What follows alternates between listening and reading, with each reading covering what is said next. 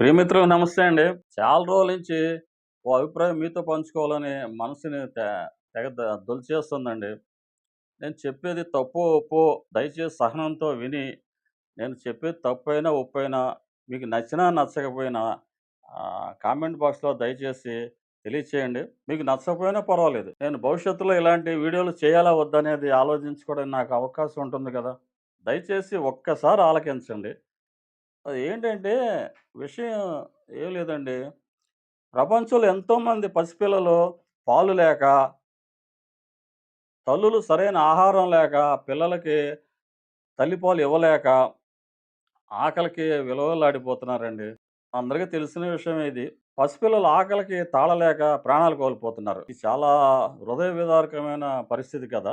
ఏంటంటే, మన అభిమాన నాయకులకి ఏ ఫీల్డ్ అయినా కానివ్వండి. రాజకీయమా, చిత్రసీమ, సినీ ఫీల్డ్ అనుకోని వారి మీద అభిమానంతో మనం వారి ఫోటోలకి పాలాభిషేకం చేస్తుంటాం.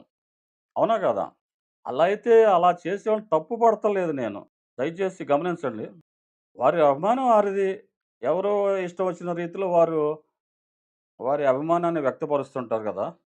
కానీ అలా చేసే బదులు ఆకలికి అల్లల్లాడిపోయే ఆ పసిపిల్లలకు, పేద పసిపిల్లలకు, బీద పసిపిల్లలకు అమృత సమానమైన ఆ పాలన ఆయా అభిమాన నాయకుల ఫోటోలు ఎదురుగుండా ఆ పిల్ల తల్లుల్ని పిలిచి వారికివ్వండి.